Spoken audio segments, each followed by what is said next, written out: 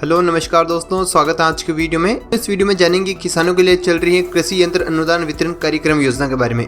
दोस्तों ये योजना क्या है, इसमें कैसे फायदा ले सकते हैं, पूरी प्रक्रिया मैं आपको बताने वाला हूं। कौन कौन किसान इसमें फायदा ले सकते हैं। वैसे अभी तक आपने हिंदी अपडेट को सब्सक्राइब नहीं कर रखा तो कर दीजिए, क्योंकि दोस्तों सरकारी योजना के बारे में आपको सबसे अच्छी जानकारी मिलेगी। तो दोस्तों बात करेंगे कृषि यंत्र अनुदान वितरण कार्यक्रम के बारे में।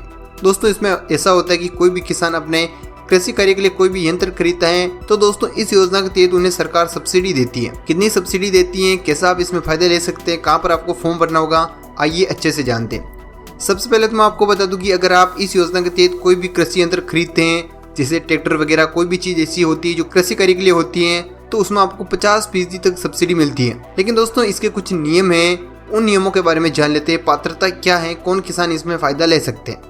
सबसे पहले तो आप देख सकते हैं कि कृषि यंत्र अनुदान पहले आओ पहले पाओ के आधार पर किया जाएगा, यानी कि इस योजना के तहत कुछ सिलेक्टेड किसानों को ही फायदा मिलेगा। जो किसान सबसे पहले आवेदन करेगा उसे सबसे पहले फायदा इसमें मिलेगा।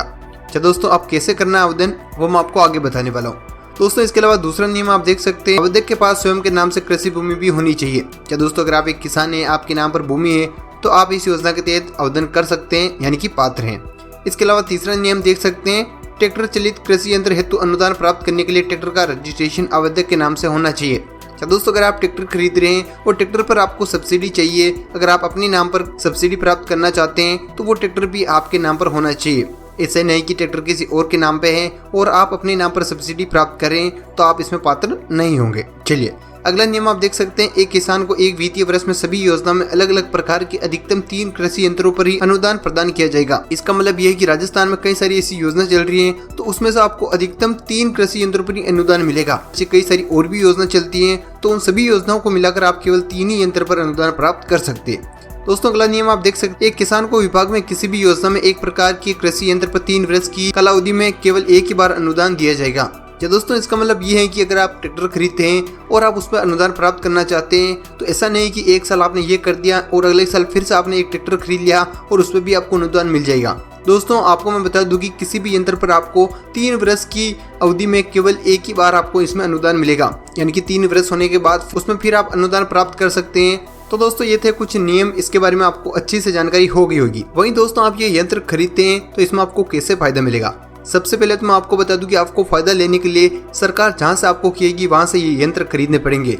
ऐसा नहीं कि आप बाजार से कहीं से भी यंत्र खरीदते हैं और आपको इसमें सब्सिडी मिल जाएगी। आप कहां से खरीदेंगे तब आपको ये फायदा मिलेगा। जैसे किसानों को अधिकृत पंजीकृत क्रय विक्रय सहकारी समितियां, ग्राम सेवा सहकारी समितियां अथवा राज्य के किसी भी जिले के पंजीकृत निर्माता विक्रेता से कृषि यंत्र खरीदने पर ही आपको ये अनुदान मिलेगा। अब बात आती है कि आपको आवेदन कैसे करना है और फायदा कैसे लेना। तो दोस्तों आपको आवेदन 2 प्रकार से आप आवेदन कर सकते हैं। एक आप ई मित्र की सहायता से आवेदन कर सकते हैं, लेकिन दोस्तों आप उसी ई मित्र की सहायता से आवेदन करवाए जिस ई मित्र को इसके बारे में जानकारी हो, क्योंकि दोस्तों इस योजना के बारे में बहुत ही कम किसान और बहुत ही कम लोगों को जानकारी है। तो दोस्तों आप ऐसे ई मित्र के पास जाइए जिसको इसके बारे में पूरी जानकारी हो, क्योंकि इसका एक लंबा प्रोसेस होते हैं। और दोस्तों कई प्रकार के ऐसे ई मित्र होते हैं जिसको बिल्कुल भी जानकारी नहीं होती है, वो कैसे भी आवेदन कर देते हैं। तो दोस्तों आप ऐसे ई मित्र पर जाइए जिसको इसके बारे में पूरी जानकारी हो, कैसे आवेदन करना है, कैसा फायदा मिलेगा।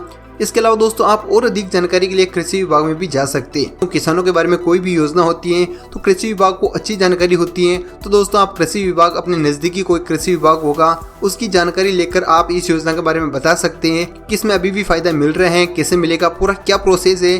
क्योंकि इंटरनेट पर जितनी भी जानकारी थी वो सारी जानकारी मैंने आपको दे दी है, लेकिन दोस्तों प्रोसेस काफी अलग होता है। तो आप कृषि विभाग में और जाकर इसकी जानकारी ले सकते हैं या ऐसे ही मित्र से आवेदन करवाइए जिसको इसके बारे में पूरी जानकारी हो।